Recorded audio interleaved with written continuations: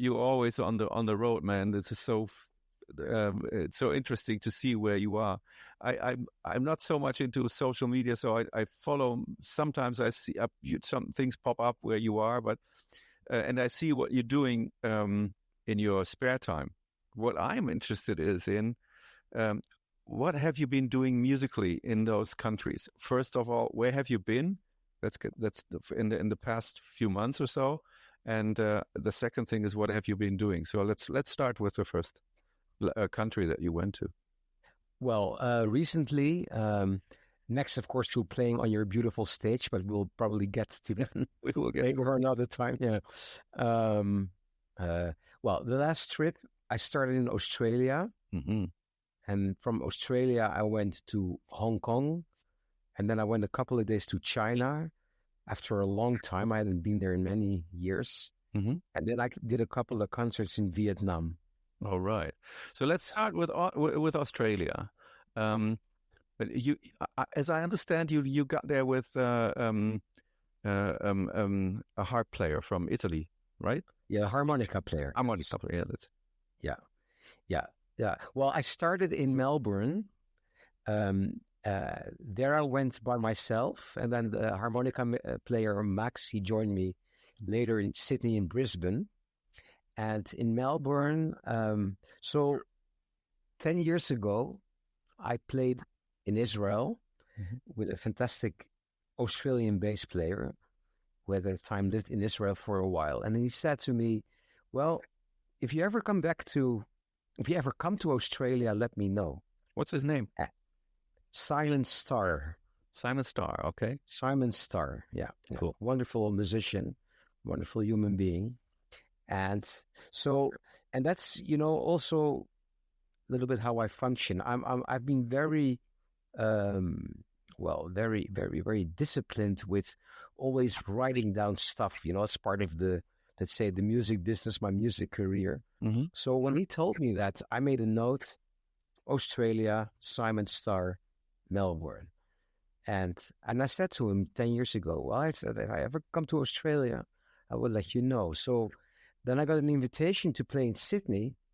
And then I went to my Australian database because I've got everything filed very, very well. Yeah. And then I found his name. And I thought, hey, Simon, because it had been a while, 10 years. Yeah, okay. So, yeah, and I sent him an email.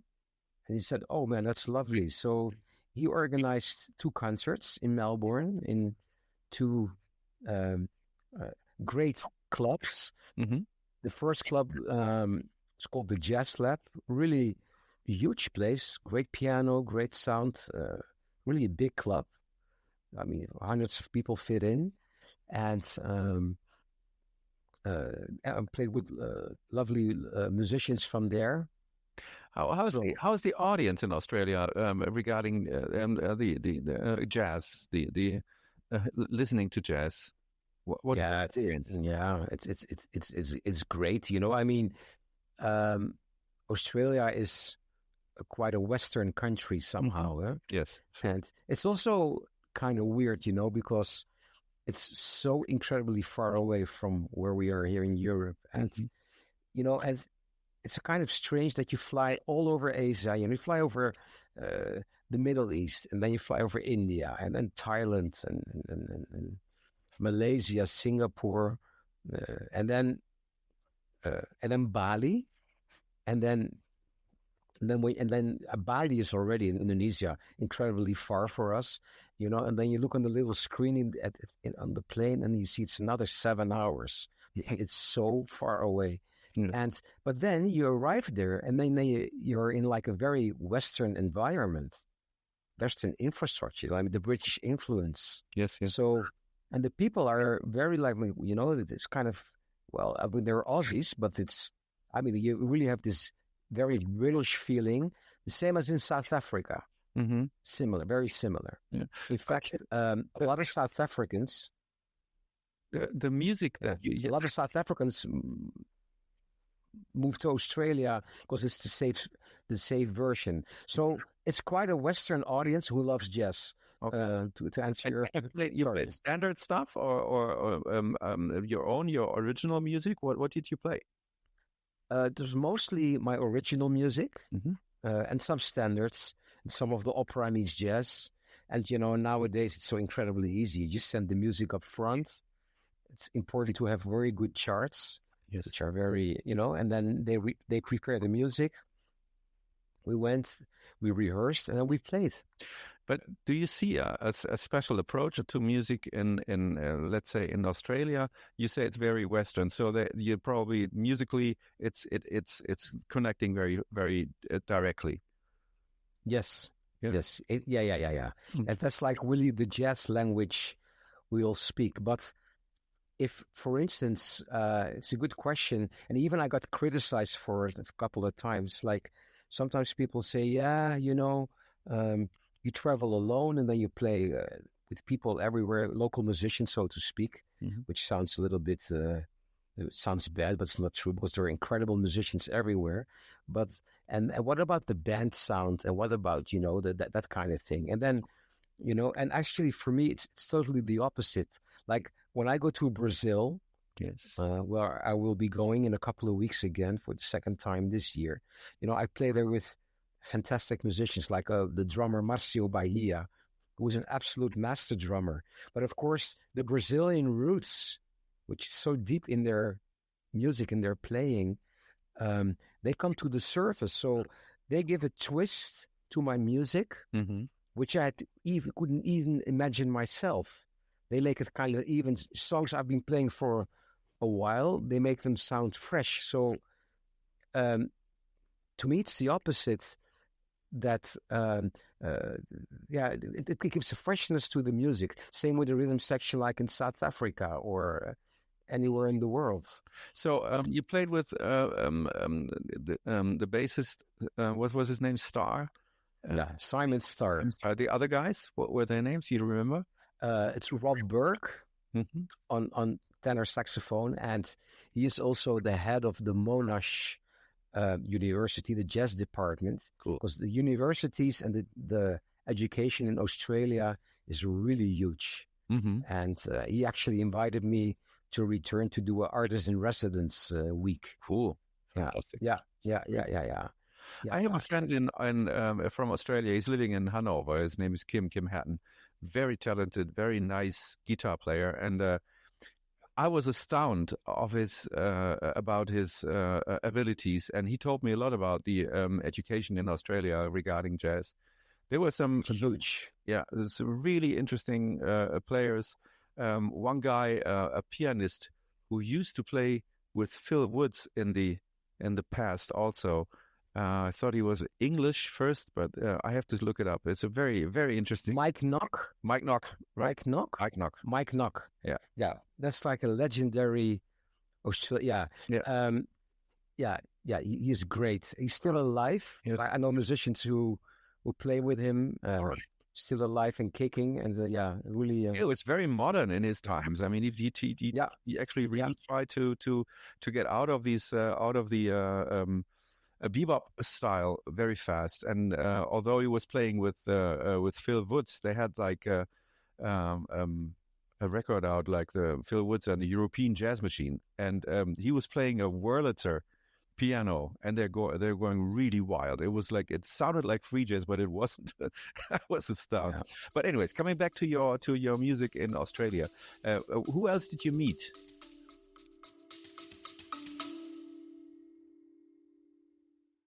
Thank you for listening.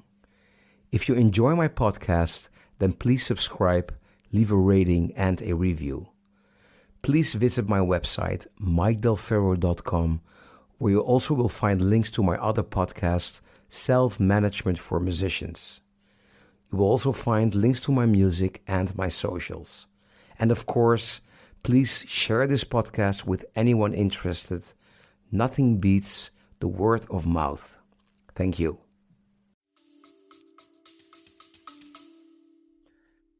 I met a lot of great people. The thing is, when you travel by yourself, and especially when you play with, let's say again, the local musicians, they'll take you anywhere. Great. I mean, there's so many other advantages here. First of all, of course, they have their own network. They post things on social media, like we're going to play with this Dutch pianists. So their audience will show up, and then of course you meet new people. They know the best restaurants, you know, because yeah, I mean, yeah, that's important. Yeah, of course. I mean, otherwise you're sitting in your hotel room with your own band, which is cool too, of course. yeah, yeah. You know, but then you'll probably end up in the restaurant next door without knowing nothing.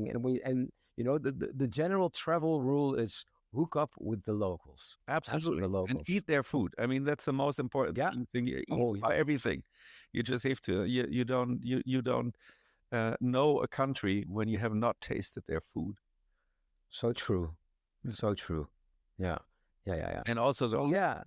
when you're invited for dinner, the hospitality and everything that also it all flows into the music. It all flows. It shows, when you play, even if it's like for the hundredth times or 1,000 times you've played like Stella by Starlight, but when you play it in the right in the right situation, you communicate Yeah. on a different level, and this is very. I think it's very important when you meet people that you also hook up with their yeah Yeah. way of life. Yeah. And I Beauty understand about it. that the guys in Australia are very relaxed. Yes. There's a very relaxed vibe. Um, the only thing which I find very unfortunate there, I don't want to be too political here, but when I was there, the big discussion was this referendum for the Aboriginal people, Hmm. if they should have equal rights. Hmm. And that was the real big discussion there. And now, as we speak, this referendum took place a couple of days ago, and it didn't make it through. Hmm. So that's the only thing I sometimes had a little bit I mean, trouble with. I mean, when you meet musicians, you meet a lot of like open-minded people. sure. But I must say, there's also a lot of there are a lot of conservative people there. Mm. That's But the yeah, only I mean, thing I speaking of regret. conservativeness and different set of mind, we'll come to China. I think we'll have a little thing to talk about that as well. Oh man, Yeah, that was but incredible. But yeah, I just, yeah, yeah, I know it's very hard not to get into politics, but politics is a part of daily life sometimes. It's not like in Holland or in Germany where we can take our heads out of this and be on our own. But in other countries, I know that Australian people are very relaxed about many things, and sometimes they're too unpolitical. And in my opinion, it was like I have relatives over there, and they're always like, "Ah, come on, don't worry about this." yeah, But let's yeah. let's stick to the music, man, because this is why you are on the road all the time, and it's so interesting to see you playing with so many different people and mindsets. Also, you play with throat singers from where was it, Tibet or Tuva, Tuva? Okay, which is like the Mongolian yeah, part of yeah, exactly. the Russian. No, sorry, I'm saying it wrong. Tuva is a separate country. It's north of Mongolia. It's in Russia, Mm-hmm. in the Russian Federation, but it has a similar culture to Mongolia. Ah, okay. Yeah. So what strikes me the most, and that you are in this country, then you post videos from Africa, from the deepest savannas, with people Yeah. banging on some drums and everything, and this must have an influence on your perception of music. How would you describe your way of incorporating all these impressions? Do you incorporate them? Can we hear it in your music? Yes. Yes. Yes. Yes. It's not like when I play, like, let's say, in Africa, or let's say in Kazakhstan or Tuva, Mhm. that the next day it's like part of my system. But then I noticed after a couple of months, it kind of sank in. Then something comes through the surface, and it can be like a melody, sometimes a rhythm, sounds. Anyway, my whole I don't consider myself a jazz musician anymore. I mean, I can play jazz, Yes, yes, yes. I of know. course, Yeah.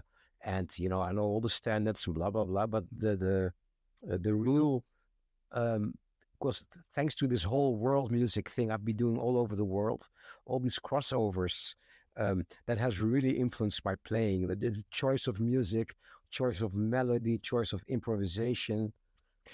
I know that you have a very distinct hearing ability. You have these. You can hear. What is it called in English? Absolute Perfect pitch. perfect pitch. Yeah. So when you play with people, let's say from India or other kinds of musical backgrounds, for instance, in China you have more the pentatonic background of still. Um, the harmonics are very different because you come from a world of tempered tuning. Yeah. And in other countries, the tuning is not tempered because it's natural. So this clashes, Yes. doesn't it? How do you comprehend this? Well, like practically, like for instance, I was in Indonesia. I did a project with gamelan, Mm-hmm. and that was tuning wise kind of a challenge. Absolutely. But the way to solve it is by using a good keyboard, Mhm. where you can also program. With a good keyboard, where you can detune, you can fine tune everything, all the But that's all the parameters. it has an influence on your perception of music. Yes. Because Yes. when you were brought up with we were all brought up with Western tuning, and it took me a while before I found out that there are many other tunings, even in the West. Yes. Yeah. But still, then does it have an influence of your way of composing, for instance? Yes. Yeah. All these like overtones, Mm-hmm. microtones, quarter tones. Yeah, it influenced me. And the thing is also with the perfect pitch, you know, a lot of people say, "Oh, it's perfect pitch." It's such a drag to have it sometimes, with when things are not in tune and stuff. This is partially true, but I also just learned to. Um, I just don't pay. I just don't make a point out of it. When a big thing out of it. Mm-hmm. When something is, in my perception, a little bit out of tune, I see it as an opportunity to play something different. Ah, fantastic. Yeah. Exactly. Yeah, rather than being irritated about the fact that it's not well tempered, which is also, of course, a condition. That's also Exactly. a mindset. It's all a mindset. Yeah.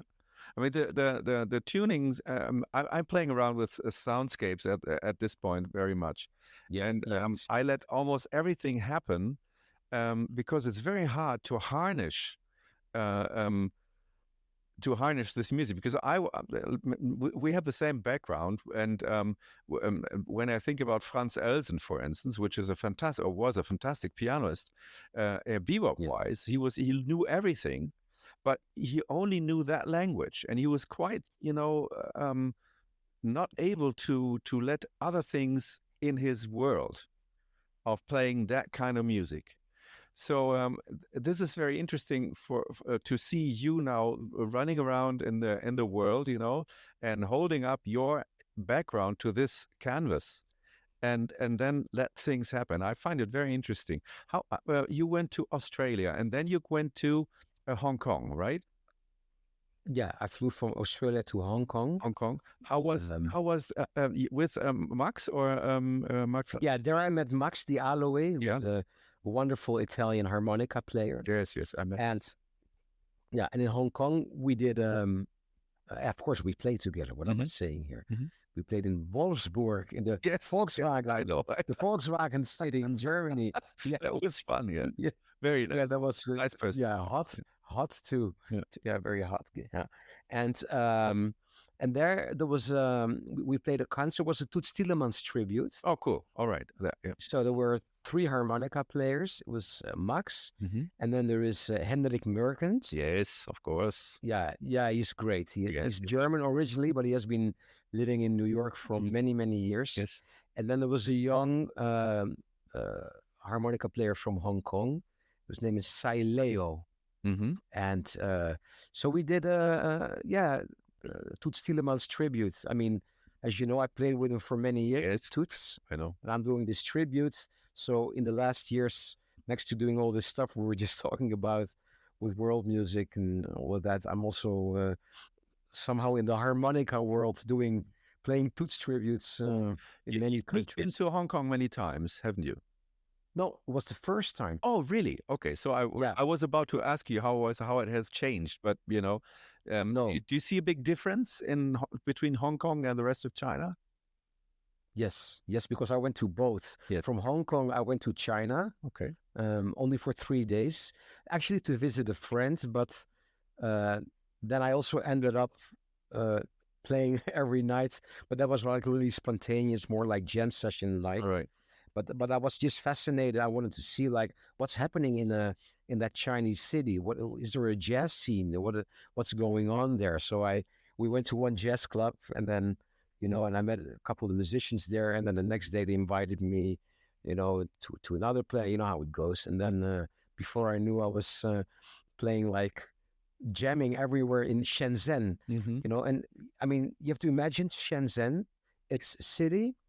It's like half an hour from Hong Kong by train, and then you pass and then you go over the border. I mean, I got a temporary visa. You can get a visa upon arrival as long as you stay in that area, and it has 17 million people. Oh, 17. Oh, and I couldn't believe it, man. What I saw there. I mean, everything, all the cars, all the motorcycles, 100% electric. Yes. Like they just decided to change that, and then because of course, then it's the cleanest city I've ever seen in my life. Like the metro system, like comparable to Tokyo or to London, with the also actually in Hong Kong, great metro system, public transport, food, everything so incredibly well organized.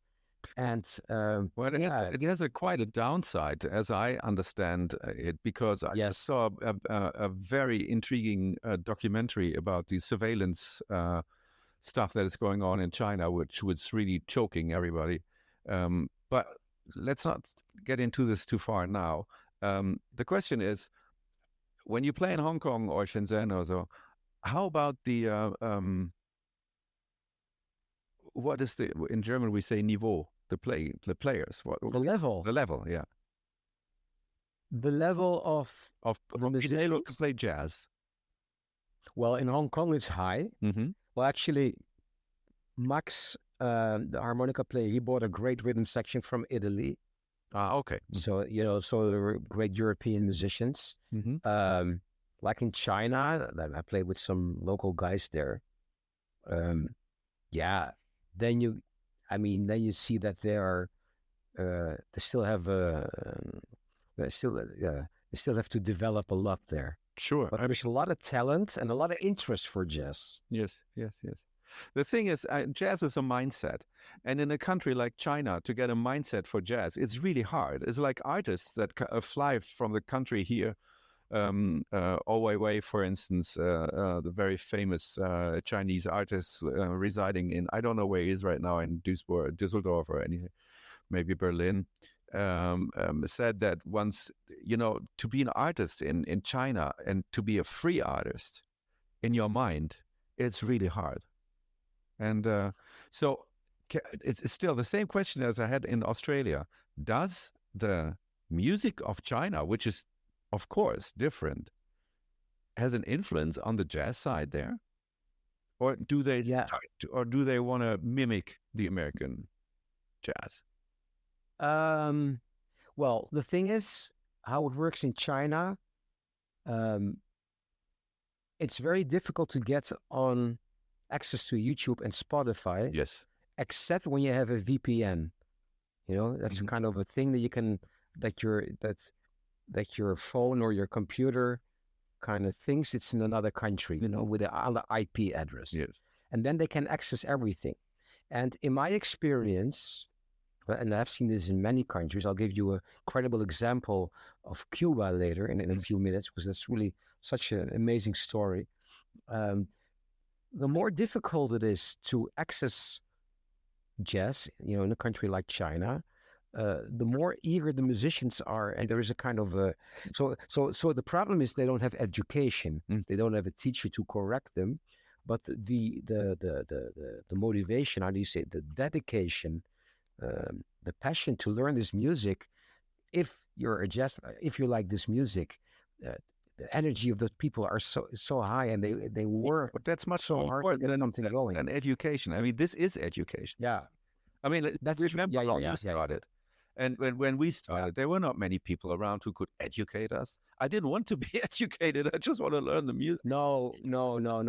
I know it, but sometimes maybe educating is a little bit. Look. I during Corona, during the lockdown, I did yoga on through a YouTube channel. With a YouTube, and then I got a herniated disc because nobody corrected me. And then, and now I can laugh about it. Okay. You don't want to go through that pain, and just because nobody corrected me, I overstretched something, and I had a huge problem for months, actually, and that's the thing. So there's a lot to be learned from the internet. You can, the information, of course, it's literally at your fingertips, but it's kind of the feedback. You have to have feedback. So feedback. Yeah, exactly. Yeah. So when you to Hong Kong and Shenzhen, and then you played with the music there on jam sessions, and where did you go then? Or then I went to Vietnam. One thing about I went to Vietnam, but let me. So in Cuba, I know this bassist, an acoustic bassist, upright player who plays jazz. He's one like of the really jazz pioneers, because they're Cuban music, which is incredible. Yes, sure. I mean, that's a subject I could talk about for hours, that country. All right. So you have to imagine you have Havana, and then Havana is north, and then there is a big boulevard there. It's called the Malecon. Yeah. And that's where all these cars. Well, okay. So he had a radio, and I'm talking like back in the days. That's still pretty close, but at least now, they have 3G. They're on WhatsApp. Cuba, they can access the internet, but of course that's only recent. So he wanted to learn jazz. There was absolutely no jazz. Everything was boycotted, of course. It still is, unfortunately. So he had this radio, and then he would like drive with one of those old Cuban cars along the Malecon, this boulevard north of Havana, because that's also the closest point to Key West. And the Keys, the Keys south of Florida. Okay. And in Key West, there was a radio station which has like a 24-hour jazz station. Okay. Yeah. So when he was lucky, depending on the weather, exactly, he could pick up the radio signal. Then he listened to the music. He memorized it, and then he went home to practice it. Can you imagine? Yes, actually, it's it's not the same, absolutely not. But when I was a little boy, I was listening to Dutch jazz radio in the night. When I was supposed to sleep, I had my little radio, and I was listening to. I remember very vividly one recording of the Metropole Orchestra, conducted by Rob Bronk. They were playing Kenny Wheeler's song, Everybody's Song But My Own. And I was that was one of the reasons why I went to Holland to study, actually, these recordings of the Metropole Orchestra. And I'm glad that they're still around. But it's really true that when the less information you get on a certain topic, and you really want to know it, then you get eager, then you really want to know it. And this, I think, the encounters with these people is much more interesting, to me at least, than finding an absolute pro who knows exactly what he's doing and what he's there for and everything. So maybe that's one of the reasons why you do all this, Exactly. I mean, look, I love all kinds of people. I love educated people. I love intellectual. I mean, that's my life. I'm always curious, and I'm not really judgmental, but if it comes to things like this, like the respect, the admiration I have for people like that, I go like, how the hell is this possible? Because there's so much power there. Yes, So much the power, yeah. See, the thing is, the mind. Yes, I just read a very interesting a statement from Herbie Hancock about pop music. He was asked, why is jazz not part of pop music? And he said the reason why jazz is not part of pop music is because people listening to pop music are not interested in music. They're just interested in the people playing the shit. And in jazz, it's the other way around. You really have to be interested in the music. And this is why I am doing it, why I'm in music, why I ask you all these questions. Is not, of course, it's the people that you play with, but it's not about their fame or anything. It's just, are you able to play? Are you eager enough? Can you give me information? That drives us. Yeah. So after a lot of popular music is just like for leisure, for the background. It's about fame. It's about fame. It's nothing. Yeah, it's nothing. Yeah. It's like a what is it? A paper canvas on the wall, and you can it has a I know that music gets you. I know how you are into that, and it really talks to you, and the information that is hidden in the music. Whether it be personal or sometimes it's harmonic information, when it's something is very interesting. Today I was like, playing around with some, easy stuff, easy little chords and everything, but through the soundscapes that I found out, there were some interesting things going on harmonically in the background, which I was listening to. And still, it's not, I can sit there and analyze all this shit, but I don't do it. I just, I listen to it and I think, okay, that's a good information. I really want to know. I want to play with it. Let's come back to your trip. After Hong Kong, you went to where? So I went to Shenzhen for a couple of days, and then China, and then I went to Vietnam. Okay, that's an interesting country, huh? Yes. And the food. The food. Oh man, the food in Vietnam. Oh my goodness, so incredibly, it's fantastic. Yes, fantastic. Yes. Yeah. And then also even more when you again meet the locals. You go to little restaurants like in suburbs of the city, and it's like there's even there's really you're sitting with on plastic little plastic chairs. Yes. Very low for us. Mm-hmm. I mean, low and really literally low chairs. Okay. I love for you. Yeah. Well, yeah, I'm quite small. It's great, man, to be small. I never have leg room problems in airplanes. Okay. Yeah, yeah, yeah. It's good. Yeah, just if I have to reach something from a height, it's challenging. Other than that, it's great to be small. Okay. But anyway, and then the food is divine. It's like simple places, and again, the hook up with the locals rule applies there. And yeah, Vietnam. Do you know musicians from Vietnam? Were you invited? Yes, you were invited. Yeah. Okay. Yeah. Okay. So this time, I was again there for a Toots Tielemans tribute. All right. Not with Max, but with Rutger Matthijs, who is a 23-year-old harmonica player from Belgium. All right. And this was also organized by the Belgian embassy. Ah, yeah. Okay. They did a fantastic job. This Rutger is like very promising. He kind of won a Toots Challenge, Toots Encouraging Thing award, which was organized by the management of Toots. Great. Really, yeah. Look out for him. He's don't hear from this guy. With local musicians or in a duo situation, what did you do? With him was duo, but a couple of years ago, well, actually quite some years ago, I went to Vietnam, and then I played with really traditional Vietnamese musicians. All right. What kind of opera house in Hanoi? Yeah. Okay. What kind of music is it? Yeah, it's very Asian.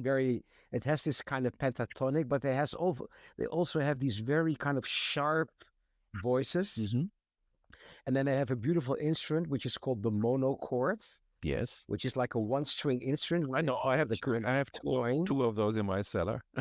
I play them. Yeah. It's lovely. Actually, on my YouTube channel, there is a whole playlist with fusions I do with world music, crossovers, and you'll find the videos there. Yeah, I'll be playing with the Vietnamese people and also lovely people, it's and how it works is when I do these projects with local musicians.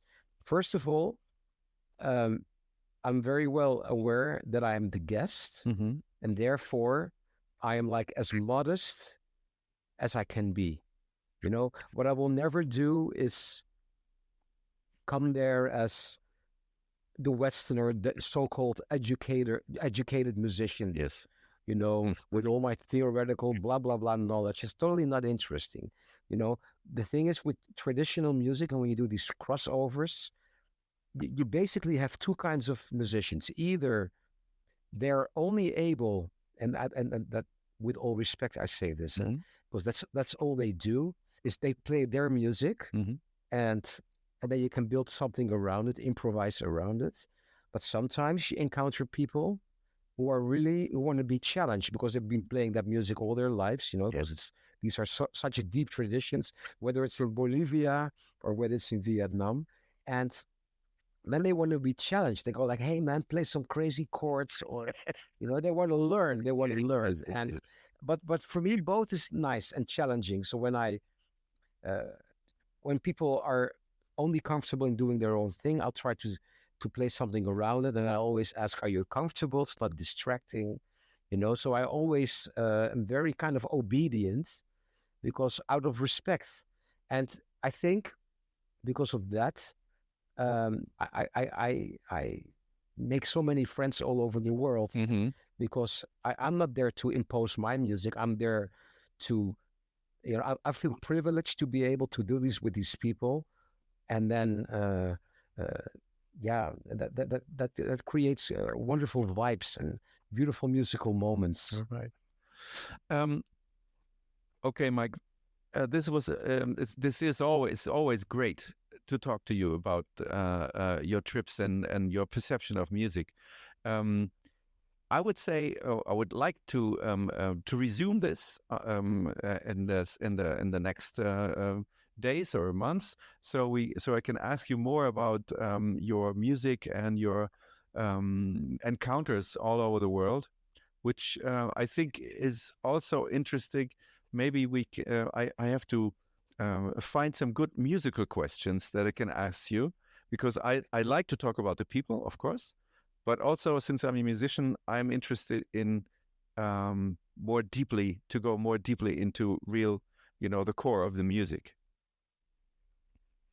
I would love to do that, and I want to thank you for interviewing me, and also because you, Sebastian Netta, you're such an interesting person. We have a long history, and I also want to interview you, or maybe it's already online. I'll put it in the description. Because about you built your own stage. You have also your own vision on things and on music. Incredible ideas, very creative. So I'm looking forward to ask you questions as well. Great, fantastic. And probably and I'll do this in a separate episode. Yeah, great, fantastic. So upcoming is what comes. Yeah, and after Vietnam, we'll have to talk about Brazil. Quite. Yes, this is a universe of its own. Yeah, exactly. And South Africa. Do that next time. I know you love South Africa.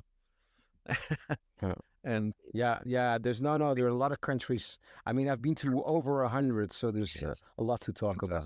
Okay, looking forward to it, man. Me too. Thank you so much. Okay.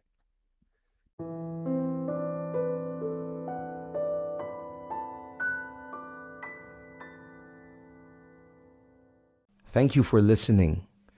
If you enjoy my podcast, then please subscribe, leave a rating and a review.